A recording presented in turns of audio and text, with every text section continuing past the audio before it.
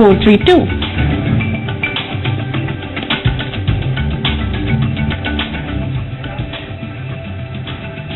इससे पहले कि शिखा से हम बातचीत का ये सिलसिला शुरू करें, सबसे पहले एक छोटी सी रिपोर्ट के जरिए जानने की कोशिश करेंगे कि क्या कुछ प्रिकॉशन आपको लेनी है अपकमिंग विंटर्स के रिगार्डिंग।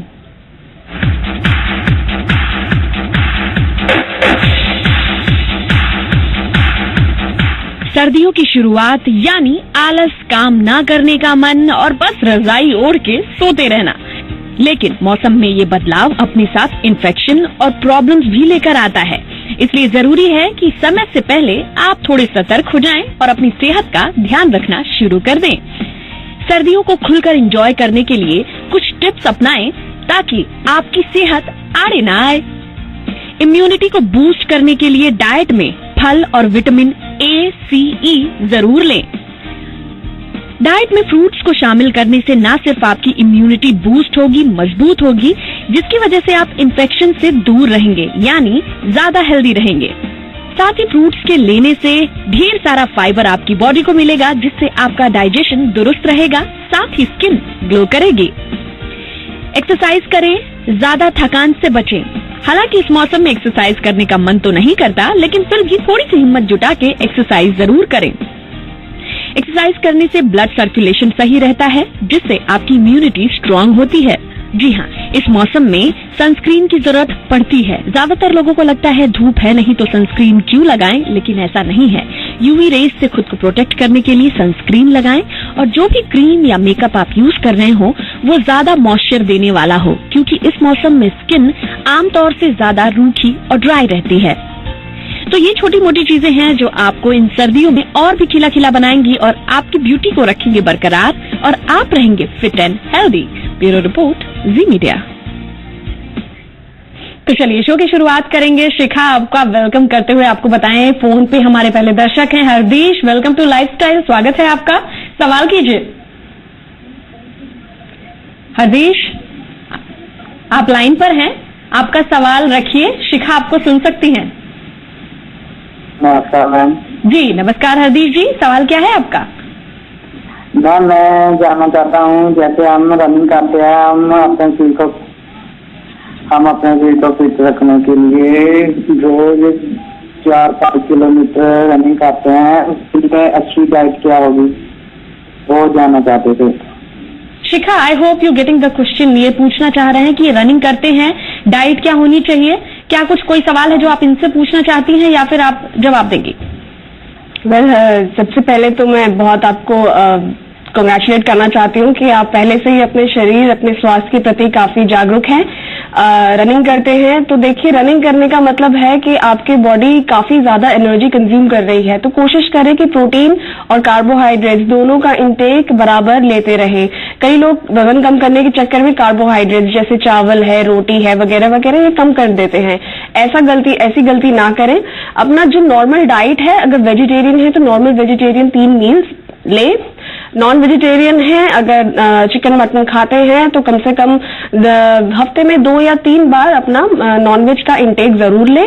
बाकी रनिंग करने से पहले थोड़ा सा एक फल खाएं, प्रेफर करें कि केला खाएं, और रनिंग करने के बाद डेफिनेटली एक अच्छा पोर्शन प्रोटीन का जरूर लें। जी, तो प्रोटीन और कार्ब्स का बैलेंस आपको आगे बढ़ाएगा, दौड़ने में मदद करेगा। चलिए आगे बढ़ते हैं। राजस्थान से हमारे अगले दर्शक हैं। नमस्कार, नाम बताइए। नमस्कार जी नमस्कार, अपना नाम बताते हुए सवाल रखिए। नरपत सिंह चौहान, नागौर से। नरपत जी, स्वागत है लाइफस्टाइल में। जी पूछिए, क्या जानना चाहते हैं आप? मतलब ये सर्दी का मौसम आता है, उसमें थोड़ा नजला जुकाम वगैरह हो जाता है। सब्जियों से आपको सर्दियां मतलब प्रॉब्लम है? सर्दी है ना, सर्दियों में ठीक है, सर्दियों में जुकाम वगैरह ज्यादा हो जाता है। जी देखिए, आप स्नेहा जी, आप पहले ही इस बारे में बात कर चुकी हैं कि इम्यूनिटी काफी ज्यादा कॉम्प्रोमाइज हो जाती है सर्दियों में। इन्फेक्शन वगैरह बहुत बढ़ते हैं, हवा में बैक्टीरिया वायरसेस का जो वो अमाउंट होता है वो बहुत ज्यादा बढ़ जाता है। कोशिश कर देखिए सर्दियों में ये आपके खजूर, अंजीर, आपका ये छुआरे, आपके ये गुड़ और तिल, इसका सेवन ज्यादा से ज्यादा करने की कोशिश करिए, क्योंकि ये थोड़ा सा गर्म होते हैं नेचर में। आपके शरीर की जो इम्यूनिटी है वो इससे बहुत अच्छे से दुरुस्त हो जाएगी और थोड़ा स्लगिशनेस भी काफी कम हो जाता है। तो आपका ये जुकाम बुखार होने की जो परेशानी है वो काफी कम हो जाएगी। जी, अब आपसे ये भी जानना चाहेंगे शिखा कि आंवला या फिर जिन लोगों को एलर्जी की प्रॉब्लम है उनके लिए हनी, आंवला या फिर कुछ ऐसे घर के खाने की चीजें हैं जो काफी हद तक क्योर कर सकती हैं, एलर्जी पे एटलीस्ट कंट्रोल कर सकती हैं?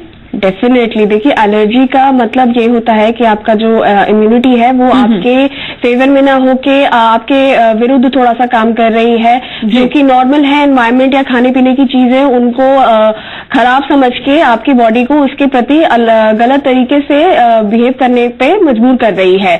तो आप सर्दियों में डेफिनेटली, जैसा कि मैंने कहा, खजूर है, अंजीर है, आपका छुआरे हैं और गुड़ है और आपके तिल है, घी लेने की कोशिश करें। डेफिनेटली विटामिन सी का ज्यादा से ज्यादा सेवन करें। जैसे कि आपने कहा आंवला, अच्छा अमाउंट लें, आंवले का जूस ले सकते हैं, आंवले का मुरब्बा खा सकते हैं, सब्जियों में आंवला डाल के खा सकते हैं, जैसे नॉर्मल सैलेड में काट के खा सकते हैं।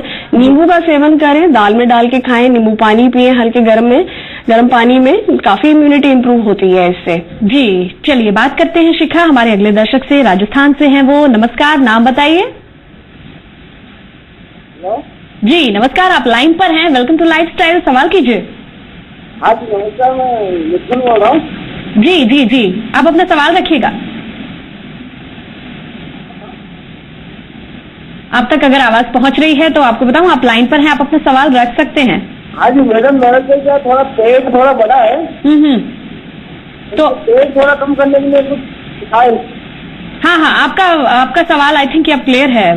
वेट है और आई थिंक कि टमी फैट की भी बात कर रहे हैं शिखा, क्या कुछ आप सजेस्ट करेंगे? देखिए, आपने भी बताया नहीं है कि आपका प्रोफेशन क्या है, पढ़ रहे हैं या जॉब कर रहे हैं। इन एनी केस आजकल पेट बड़ा होने की जो समस्या है वो ऑलमोस्ट हर किसी को परेशान कर रही है। प्रॉब्लम ये है कि हम किसी भी एक पोस्चर में ज्यादा से ज्यादा अगर उसको बैठे रहेंगे, बैठने का जॉब है तो निरंतर बैठते ही रहेंगे, अगर खड़े होने की जॉब है तो निरंतर खड़ी रहेंगे। हर पोस्चर में थोड़ा थोड़ा ब्रेक देने की बहुत ज्यादा जरूरत है। 2 घंटे से ज्यादा ना बैठे, 2 घंटे से ज्यादा खड़े ना हो। डेफिनेटली खाने के बाद तुरंत बैठे ना, थोड़ा सा चले, थोड़ा सा भ्रमण करें, थोड़ा सा वॉक करें, उससे डाइजेशन आपका एक्टिवेट होगा। खाने में आप आर्टिफिशियल शुगर कम करें, नॉर्मल डाइट लें, पेट की परेशानी थोड़ी सी कम हो जाएगी। यहाँ पर शिखा क्लियर करना चाहेंगे कि आर्टिफिशियल शुगर का मतलब क्या है, वो मैं आपसे जरूर जानूंगी ताकि लोगों को पता है ये चीज नहीं खानी है। अभी बात कर लेते हैं हमारे एक दर्शक से, वो फोन लाइन पे है। नमस्कार, नाम बताइए। जी मैडम, दिलीप रेगर है, नाम राजस्थान से बोल रहा हूँ, चित्तौड़गढ़। जी आपका स्वागत है, सवाल कीजिए। जी मैडम, मेरा वजन थोड़ा कम हो गया मैडम। ठीक है, तो आप वजन बढ़ाना चाहते हैं? जी जी मैडम। ठीक है, कुछ लकी लोग भी हैं शिखा जिनके लिए वेट कम होना प्रॉब्लम है, क्या कुछ उन्हें करना चाहिए? देखिए, वेट में काफी बार ये बात बोल चुकी हूँ कि वेट कम होना नॉर्मल से या नॉर्मल से वेट ज्यादा होना ही दोनों ही एक साइन है कि आपका जो मेटाबॉलिज्म है, जो आपके शरीर की मशीनरी है, वो ठीक से काम नहीं कर रही है। तो वजन कितने टाइम में कम हुआ है, अगर अचानक कम हुआ है कुछ टाइम में, तो डेफिनेटली शरीर में शायद कोई कंडीशन की उत्पत्ति हो गई है, शायद कोई तकलीफ आ रही है या स्ट्रेस हो रहा है। ये स्ट्रेस भी बहुत बड़ा कारण होता है वजन कम होने का। तो ये देखने की कोशिश करिए कि आपकी डाइट में या आपकी जो जॉब है उसमें बहुत ज्यादा स्ट्रेस तो नहीं है, या आपकी पर्सनल लाइफ में अगर स्ट्रेस है तो उसको एड्रेस करने की कोशिश करिए। बाकी डाइट पे थोड़ा सा ध्यान डेफिनेटली देने की जरूरत है और थोड़ा सा एक्सरसाइज करेंगे, आपका वेट बिल्कुल नॉर्मल हो जाएगा कुछ टाइम पे। जी, तो यहाँ पे स्ट्रेस नहीं लेना है। आपको लग रहा है सब कुछ खा रहे हैं लेकिन बॉडी को नहीं लग रहा, तो मे बी स्ट्रेस की वजह से ऐसा हो रहा है। आगे बढ़ेंगे, हम बात करेंगे शिखा हमारे अगले दर्शक से। नमस्कार, नाम बताइए। Ranveer Kumar. Ranveer, welcome to lifestyle, स्वागत है आपका, सवाल कीजिए। मैं पटना से बोल रहा हूँ। जी रणवीर जी, सवाल क्या है, जानना क्या चाहते हैं आप? मैं ये जानना चाह रहा हूँ ना कि ये सर्दियों में वर्कआउट करने के बाद वो सर्दी मतलब जुकाम की शिकायत हो जाती है। बहुत अच्छा सवाल है रणवीर आपका ये। शिखा, कई लोगों को ऐसी प्रॉब्लम होती है, क्या कुछ चीजें हैं जो उन्हें प्रिवेंट करनी है, बचाना है? ये बहुत अच्छा पॉइंट आपने उठाया एक्चुअली रणवीर जी। देखिए ऐसा है कि आप जैसे वर्कआउट करते हैं उसके तुरंत बाद एक्सपोज ना हो अपने, जैसे आप वर्कआउट करते हैं थोड़ी गर्मी लगती है, हम करते हैं अपने कपड़े थोड़ा सा कम करें, स्वेटर उतारे, स्वेटशर्ट उतारे, नॉर्मल टी शर्ट में वर्कआउट करते हैं, उस टाइम पे तो ठीक है। जैसे ही आपने वर्कआउट कम बंद किया वैसे ही अपने को कवर कीजिए, कम से कम आधे से 45 मिनट का आप आधे घंटे से 45 मिनट का गैप दे नहाने से पहले, और तुरंत बाद ठंडा पानी ना पिए, कम से कम 15 मिनट का गैप दे, नॉर्मल रूम टेम्परेचर का पानी पिए, और कोशिश करें कि शहद वाला हल्का गुनगुना पानी पिए, तो आपकी इम्यूनिटी भी उससे डेवलप होगी। जी शिखा, एक और भी रीजन है, जो लोग वर्कआउट के बाद कूल डाउन नहीं करते हैं, सीधे उसके बाद वो फिनिश कर देते हैं, क्या ये भी रीजन हो सकता है?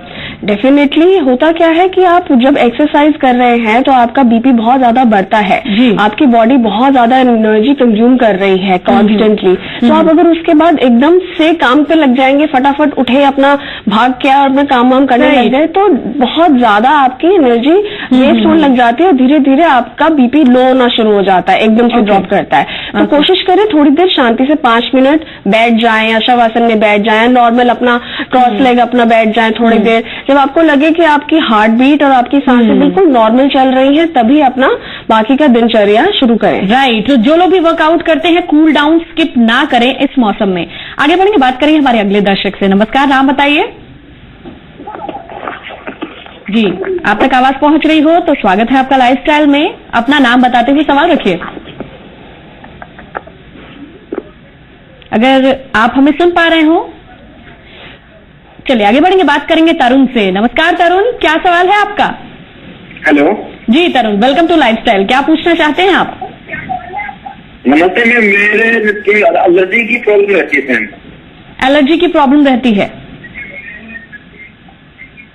ठीक है। शिखा, इससे पहले भी हमारे इससे पहले भी दर्शक ये पूछ रहे थे एलर्जी की प्रॉब्लम, कुछ चीजें आपने बताई, कुछ ऐसा हो जो रह गया हो? देखिए हम इस चीज को बिल्कुल हम नजरअंदाज कर देते हैं कि हमारे जो भारतीय सभ्यता है वो जो वातावरण है और जो मौसम है उसके अनुसार खान पीन में हमेशा से चेंजेस करते रहते हैं। आजकल आप आंवले का प्रयोग ज्यादा से ज्यादा करें, कोशिश करें सवेरे उठ के एकदम नॉर्मल वाटर की जगह हल्का सा गुनगुना पानी पिए, उसमें आप नींबू डाल के और शहद डाल के पिए, तो उससे इम्यूनिटी डेवलप होगी, आपका जो रात भर का और पिछले दिन का जो भी टॉक्सिन्स है आपके डाइजेशन से निकलेंगे और एलर्जी कम हो जाएगी धीरे धीरे। जी, और शहद को तो वैसे भी माना गया है कि एलर्जी कंट्रोल करने के लिए काफी मददगार होती है, इसके बारे में भी हम बात करेंगे शिखा आपसे। उससे पहले दर्शक हैं फोन लाइन पे। नमस्कार, नाम बताइए। नमस्कार, वेलकम टू लाइफस्टाइल। हाँ, मेरा नाम ओम प्रकाश यादव। ओम प्रकाश जी, सवाल कीजिए। मैं छत्तीसगढ़ से बोल रहा हूँ। जी, आपका स्वागत है लाइफस्टाइल में, क्या जानना चाहेंगे आप? ये मेरे कमर में दर्द हो रहता है मैडम। क्या आपने डॉक्टर को दिखाया, कोई प्रॉब्लम है, एक्सरे और बाकी जांच कराई है आपने? जांच मैंने सब करवा लिया 2-3 साल से। रिपोर्ट सब नॉर्मल है? रिपोर्ट सब नॉर्मल है मैडम। शिखा, क्या रीजन हो सकता है, क्या कुछ कर सकते हैं ये? देखिए बैक कोई भी दर्द होता है वो आपका इस वजह से होता है कि आपकी जो पूरी बैक की मसल्स हैं, जो आपकी रीढ़ की हड्डी को पकड़े हुए हैं, जगह पे रखे हुए हैं, वो ढीली पड़ रही हैं, वो कमजोर पड़ रही हैं। अब उसका बहुत सारे कारण हो सकते हैं। आप लगातार बुरे गलत पोस्चर में हैं, झुक के बैठे हुए हैं या झुक के चल रहे हैं, या सोने के वक्त आपका बिस्तर जो है वो बहुत टाइट है या ठीक नहीं है, इस वजह से आपकी जो बैक की मसल्स हैं वो बहुत लूज हो जाती हैं, वो वीक पड़ जाती है। तो अब थोड़े से योगासन शुरू करें, दिन में कम से कम 15 मिनट सवेरे और शाम को बहुत हल्के हल्के आसन से शुरू करें। खाने में अपना विटामिन डी का इंटेक बढ़ाएं और धूप का जो सन रेज है उसको कम से कम आधा घंटा सवेरे लें। धीरे धीरे आपके 1-2 महीने में आपका दर्द कम हो जाना चाहिए। जी शिखा, ये गूगल का जमाना है, अगर आप 1-2 आसन बता दें ताकि वो सर्च करके उसके पोस्चर्स को अपनाएं ताकि उन्हें आराम मिले। कमर के लिए कौन से आसन है, क्योंकि हम आपको बताएं क्योंकि योगा एक्सपर्ट भी हैं शिखा, तो I think she can suggest well. देखिए मैं वैसे कोशिश करती हूँ कि फेस टू फेस ज्यादा अच्छे से बता पाऊँ ताकि बिल्कुल मिसअंडरस्टैंडिंग ना रहे, लेकिन 2-3 ऐसे बहुत आसान आसन हैं, जैसे कि ताड़ासन है आपका, कटी चक्रासन है और भुजंगासन है। ये बहुत हल्के हल्के से शुरू करें, जैसा कि YouTube में दिखाएंगे एकदम तुरंत बिल्कुल झटके से करने वाला ना करें, उसको समझें आराम आराम से और अपनी जितनी क्षमता है उसके अनुसार धीरे धीरे शुरुआत करें और धीरे धीरे प्रोग्रेस करें। जी, ये आपने बहुत अच्छी बात कही। चीजों को फॉलो करने से पहले थोड़ी सी अपनी बॉडी को भी समझना जरूरी है। चलिए शिखा, आगे बढ़ेंगे, बात करेंगे हमारे अगले दर्शक से। वो फोन लाइन पे है। नमस्कार, नाम बताइए। Welcome to lifestyle. अगर आप तक आवाज पहुंच रही है तो अपना नाम बताइए और सवाल कीजिए। नहीं जी, रंजीत चौधरी। रंजीत जी, सवाल क्या है आपका? और ये गला में इन्फेक्शन हो जाता है जी? गला में इन्फेक्शन है, गले में इन्फेक्शन है आपको, गले में थ्रोट इन्फेक्शन की प्रॉब्लम रहती है। क्या कुछ सजेस्ट करेंगे खान पान में, न्यूट्रिशन में? क्या गले में इन्फेक्शन होता है? जी, आपका सवाल सुन लिया गया है रंजीत जी। अब ध्यान से सुनिएगा, शिखा क्या कहती हैं। देखिए, गले में इन्फेक्शन का सबसे बड़ा कारण होता है आपका एक तो हवा में जो बहुत प्रदूषण बढ़ा हुआ है आजकल, ऑक्सीजन बहुत क्लियर नहीं मिल रही, बहुत पॉल्यूशन गले में सेटल होता है। और दूसरा एक बड़ा कारण है जो मोस्टली लोगों को पता नहीं होता है, वो है इनडाइजेशन। जब भी आपके जो डाइजेशन है वो ठीक नहीं चल रहा है, जो एसिड से ऊपर की तरफ आ रहे हैं, गले की तरफ आ रहे हैं, या जैसे कहते हैं एसिड रिफ्लक्स होना, उसकी वजह से भी गले में इन्फेक्शन सा रहता है। आप अपने जो खान पान है उसका ध्यान रखें। बहुत हैवी और बहुत फ्राइड चीजें, बहुत स्पाइसी चीजों को थोड़ा इनका कम सेवन करें। खाने के तुरंत बाद ना लेटें ताकि जो खाना खाया है वो एकदम गले में ना पहुंचे। और डेफिनेटली गार्गल करके सोएं और सवेरे उठने के बाद एक बार गार्गल करें। और आपका जो ये आंवला है इसका सेवन करें। धीरे धीरे आपका गले में इन्फेक्शन कम होना चाहिए। जी शिखा, एक और भी रीजन है। अगर स्टूडेंट लाइफ की बात करें तो उन लोगों की जो डेली रूटीन है वो बहुत फ्लक्चुएट करती है, वो एक चीज फॉलो नहीं करते। क्या इसका भी लेना देना गले के इन्फेक्शन से? ये मैं आपसे जरूर पूछूंगी। पहले बात करेंगे हमारे अगले दर्शक से, वो फोन लाइन पे। नमस्कार, नाम बताइए। जी, आप लाइन पर हैं, अपना नाम बताते हुए सवाल रखिए। Welcome to lifestyle. अगर जी नहीं, हमारा संपर्क नहीं बन पा रहा है। शिखा, क्या कुछ कहना चाहेंगी? जो ये लाइफस्टाइल शो में हम लाइफस्टाइल की बात कर लेते हैं, ये जो आजकल की लाइफस्टाइल है, खासकर स्टूडेंट्स की करें, सोने का टाइम कुछ और, उठने का टाइम कुछ और डेली नया रूटीन, क्या कुछ है? एक्चुअली यंग जब होते हैं हम अपने शरीर को बहुत ग्रांटेड लेते हैं, हमें लगता है कुछ नहीं होगा, और हमारा शरीर भी कंपैरेटिवली स्ट्रांग होता है, बेयर कर जाता है। लेकिन हम ये नहीं समझते कि बूंद बूंद से जिस तरह घड़ा भरता है वैसे ही बूंद बूंद से तकलीफें भी बढ़ती हैं। तो लाइफस्टाइल ठीक करने का एक ही, बाकी पूरे दिन में आप जैसा खान पान कर रहे हैं, बैठ रहे हैं, उठ रहे हैं, वो सब आप अगर कंट्रोल नहीं कर पा रहे तो कोई बात नहीं, लेकिन सोने का समय और उठने का समय अगर आप ठीक रखें, कम से कम 12 बजे से 1 घंटा पहले कोशिश करें, कम से कम 12 बजे तक सोने की कोशिश करें, बहुत ही ज्यादा प्रॉब्लम है तो, और सूर्योदय होने के 1 घंटे बाद से ज्यादा ना सोएं। जी, ये आई थिंक ये बहुत हर्ट करेगा, ये सुनने में भी लोगों को, जो लोग देर से जगते, देर से सोते हैं, काफी मुश्किल है। बात करेंगे अगले दर्शक से, उसके बाद कंटिन्यू करेंगे हम। जी नमस्कार, नाम बताइए। राधेश्याम शर्मा। राधेश्याम जी, स्वागत है आपका लाइफस्टाइल में, सवाल कीजिए। हेलो। जी राधेश्याम जी, आपकी आवाज आ रही है, आप अपना सवाल रख सकते हैं। सर मैडम, मैं ये पूछना चाहता हूँ आपको कि मैं, सवाल मेरा ये है, सुनो, कि मैं सुबह गर्म पानी से नहाता हूँ, ठंडे पानी से नहाऊं तो कोई दिक्कत वाली बात नहीं, सुबह जल्दी उठ के तो सर्दी नहीं लगे, कोई जरा बताओ।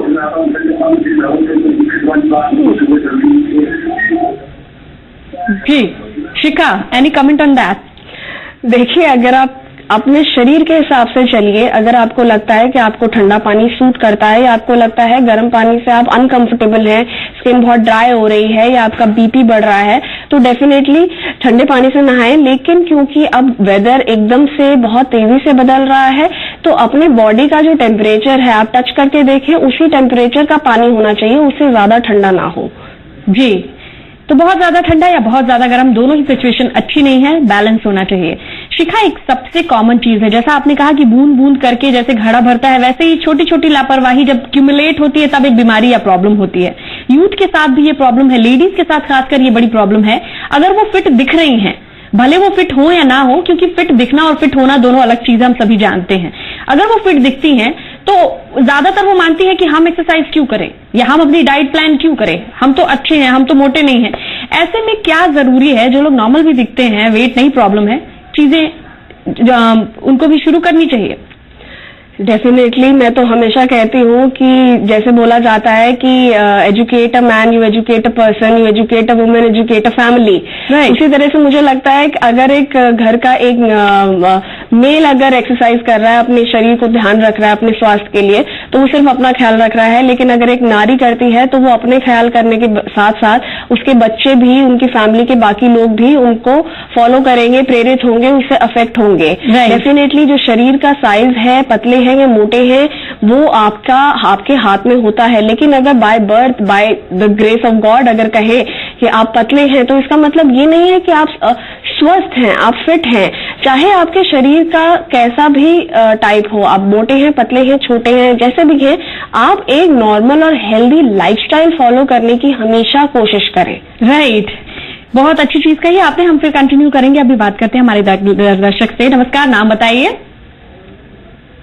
जी, आप लाइन पर हैं। वेलकम टू लाइफस्टाइल, स्वागत है आपका। हेलो जी जी, नमस्कार। नमस्कार जी, अपना नाम बताते हुए सवाल कीजिए। करण भाई। करण जी, सवाल क्या है? हाँ, आपका सवाल क्या है, क्या जानना चाहते हैं आप? सवाल, खाना खाते हैं या वजन करते हैं, ऐसे जैसे खाना कभी मन भी नहीं करता है खाना खाने के लिए। ओके, ये एक प्रॉब्लम है। अगर बात की जाए शिखा, भूख ना लगने की, क्या कुछ है करण के लिए जो आप सजेस्ट? जैसे खाना खाया वगैरह खाना ऐसे जैसे वो भी नहीं लगता, ऐसे पूरा गलदाई जैसे रहता है। जी शिखा, देखिए ऐसा होता है कि मैंने देखा है हमारे भारतीय कल्चर में स्पेशली कुछ पिछले 8-10 दशकों से बहुत ज्यादा खाने पे बहुत ज्यादा जोर देने लग गए हैं कि भाई आपके हॉस्पिटैलिटी के घर आए तो 56 आपके पकवान बनाए जाएंगे, और अगर 3 मील नहीं लिए, घर पे बैठे हैं, लेटे हैं, आराम कर रहे हैं, तब भी जबरदस्ती खाना ही है। देखिए, खाना हमेशा भूख के अनुसार खाइए, लेकिन अगर आप बेसिक 3 मील भी नहीं ले पा रहे और हल्की मील भी नहीं ले पा रहे, बिल्कुल भूख नहीं लग रही, यानी कि या फिर तो आपके शरीर में कोई ना कोई परेशानी चल रही है या आपका मेटाबॉलिज्म ठीक से काम नहीं कर रहा है। जैसे मैं बार बार बोलती रहती हूँ, थोड़ा सा व्यायाम करने की कोशिश करिए, फिजिकल मूवमेंट शुरू करें, और अगर फिर भी 1-2 हफ्ते में कोई इम्प्रूवमेंट नहीं लगती तो मैं सजेस्ट करूंगी कि एक बार डॉक्टर के पास जाके कुछ टेस्ट वगैरह कराएं, चेकअप कराएं कि कोई तकलीफ तो नहीं है। राइट, इवन इफ आप टेंशन में भी हो तो अगर आप डॉक्टर के पास जाते हैं और आप अपना पूरा चेकअप करा लेते हैं तो आपके पास लाइफ में खुश होने की एक स्ट्रांग वजह है कि फिजिकली आप फिट हैं। You can celebrate that. आगे बात करेंगे हमारे अगले दर्शक से। नमस्कार, नाम बताइए। हेलो जी नमस्कार, वेलकम टू लाइफस्टाइल, सवाल कीजिएगा सर। जी, मेरा नाम सुमित है। जी सुमित जी, सवाल क्या है? जी मैम, मेरा सवाल ये है कि मेरा एज अभी 20 साल हो रहा है। ठीक है। तो मेरा वेट अभी लगभग 70 kg हो गया है, ये वेट। और हाइट क्या है? हाइट तो मैम 5.6 है। ठीक है। तो मैम वही फैट को ज्यादा हो गया है। ठीक है। फैट और वेट दोनों ही ज्यादा हो गया, तो उसको कम करना है। जी जी, शिखा। देखिए 5-6 वेट के हिसाब से, और अगर मैं गलत नहीं हूं तो 20 के करीब वो बता रहे हैं अगर अपनी उम्र, तो देखिए 5-6 के हिसाब से 70 वेट बहुत ज्यादा तो मुझे नहीं लग रहा एक लड़के के लिए। लेकिन अगर आप देखने में आपको लगता है कि आप मोटे लग रहे हैं या जरूरत जो नॉर्मल है उससे ज्यादा थोड़े से फैले हुए लग रहे हैं, तो हो सकता है कि आपकी बॉडी की मसल मास बहुत ढीली पड़ गई है, मसल मास कम हो गया है, लेकिन फैट प्रोपोर्शन बहुत ज्यादा बढ़ गया है। लेकिन अगर आप देखने में बिल्कुल नॉर्मल दिख रहे हैं और वजन ज्यादा है, तो उस बारे में आप खुश होइए कि आपकी बोन डेंसिटी बहुत अच्छी है। तो आप इस चीज का थोड़ा ध्यान दीजिए। जी, तो कुछ एक्सरसाइज और डाइट प्लान करके अगर आप ट्राई करेंगे तो यकीन मानिए रिजल्ट से भी पहले आप अच्छा फील करेंगे। आगे बढ़ते हैं, बात करेंगे हमारे अगले दर्शक से। नमस्कार, नाम बताइए। नितेश करो। नितेश जी, क्या सवाल है आपका? जी, मेरे कब्जे की प्रॉब्लम है और दिमाग में तनाव रहता है। कॉन्स्टिपेशन और कब्जी रहती है, कब्जी ज्यादा। ठीक है। थोड़ा तनाव भी हो जाता है दिमाग। ठीक है। ये वैसे एक विशेष साइकिल है। आपका जो डाइजेशन और स्टेट ऑफ माइंड काफी इंटर रिलेटेड होता है। देखेंगे जिस दिन आपको नॉर्मल कॉन्स्टिपेशन हर इंसान को कभी न कभी होती है, आप उस दिन थोड़ा सा डिस्टर्ब फील करते हैं। लेकिन अगर एक बहुत लंबे टाइम से कॉन्स्टिपेशन चली आ रही है, किसी भी तरह की इंडाइजेशन चली आ रही है, तो आप देखेंगे धीरे धीरे करके आपका स्टेट ऑफ माइंड, आपका मेंटल जो पीस ऑफ माइंड है, वो धीरे धीरे कम होता जा रहा है। तो आप ये कोशिश करें कि अपने डाइजेशन को ठीक करें, अपना एक्सरसाइज करें, दिन में कम से कम आधा घंटा डाइजेशन इंप्रूव करने के, अपने पाचन क्रिया को इंप्रूव करने की जो भी उपाय हैं वो ले। रात को सोने से पहले 1-2 चम्मच ईसबगोल पिए, ईसबगोल ले पानी के साथ। सवेरे उठ के हल्का सा गुनगुना गर्म पानी पिए और कोशिश करें कि शौच जाने से पहले कम से कम 1 से 2 ग्लास आप गर्म पानी पिए, ताकि आपकी कॉन्स्टिपेशन की प्रॉब्लम थोड़ी सी इंप्रूव हो। रही बात आपके तनाव की, देखेंगे आप जैसे जैसे आपका कॉन्स्टिपेशन ठीक होगा, जैसे जैसे आप थोड़ा सा एक्सरसाइज करना शुरू करेंगे, आपके शरीर में थोड़ा सा हल्केपन का अनुभव बढ़ेगा, तो आपका तनाव भी थोड़ा सा कम आएगा। थोड़ा सा 5-10 मिनट सोने से पहले ध्यान करने की कोशिश करें। आई एम श्योर कि थोड़ा सा आप धीरे धीरे करके आप काफी बेटर फील करने लगेंगे। जी शिखा बात करेंगे हमारे अगले दर्शक से। जी श्रीकांत, स्वागत है आपका लाइफस्टाइल में, सवाल कीजिए। हाँ मैडम, मेरा क्या एक्चुअली जब रात को खा के सोने के बाद जी मेरे को पीठ में हल्का हल्का दर्द होने लगता है। पीठ में, बैक में? हाँ, सोने के समय पीठ में दर्द होने लगता है। आपने अपना रूटीन चेकअप कराया है, सब कुछ चेक कराया है? हमारा सब कोई, मैं बीपी की सबसे का ऐसा कोई प्रॉब्लम नहीं है। डॉक्टर यही बोला कि आपको गैस की कुछ शिकायत है। किसकी शिकायत है? सॉरी, गैस की। जी शिखा आप ध्यान से सुनिएगा। शिखा क्या कहती हैं? देखिए हाँ जी, कुछ और पूछना है? नहीं, वो आप उनको जवाब दीजिए, वो सवाल कर चुके हैं। अच्छा, देखिए आप, ऐसा होता है कि खाने के बाद, मैं काफी बार ये बात बोलती रहती हूँ कि खाने के तुरंत बाद मत सोइए। आप देखिए, सोचिए आप एक खाने से भरे पेट को लेके एकदम सो गए हैं, तो उसका वजन आपके बैक पे पड़ेगा। हालांकि इससे बैक में दर्द बहुत कम लोगों को शिकायत होती है इसकी वजह से।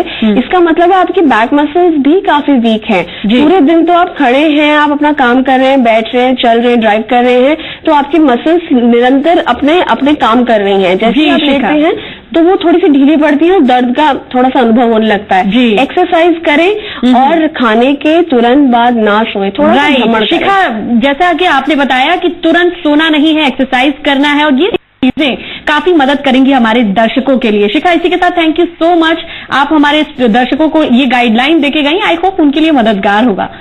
और लाइफस्टाइल में आज बस इतना ही। नमस्कार।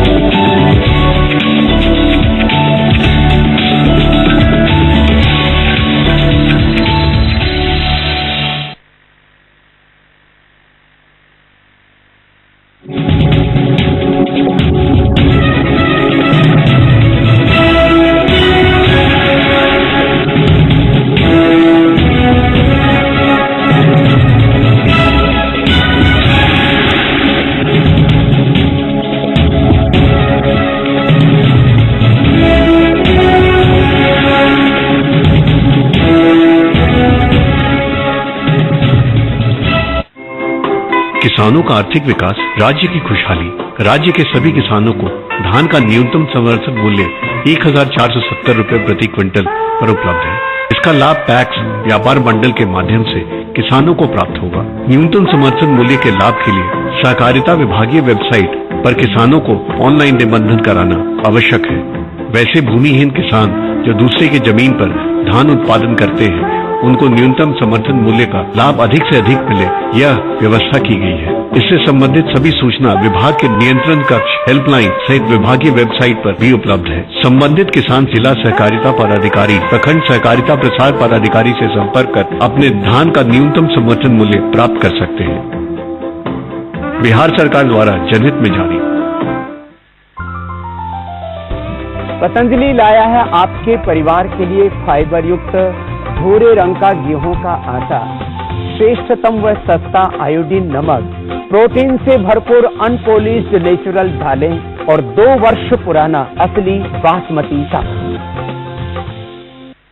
Anshul DNA golf city, Bihar और झारखंड की पहली और एकमात्र गोल्फ सिटी, सुंदर Ganga view, lifetime maintenance एवं सारे अत्याधुनिक सुविधाओं के साथ आपके लिए उपलब्ध। Anshul homes, building dream. Toothpaste बेचने वाली जिन विदेशी कंपनियों ने दातुन, चारकोल, नीम, हल्दी व नमक आदि प्रकृति के तत्वों को दांतों के लिए हानिकारक बताकर इनका मजाक उड़ाया था और हमें असभ्य बताकर केवल केमिकल से बने टूथपेस्ट का प्रचार करके करोड़ों लोगों के दांतों के साथ खिलवाड़ किया, वही ब्रांड अब नीम, नमक व चारकोल आदि के नाम पर आपकी इमोशनल ब्लैकमेलिंग कर रहे हैं। आप ऐसे छल कपट करने वालों के झांसे में आएंगे या फिर दंत कांति एडवांस्ड अपनाएंगे?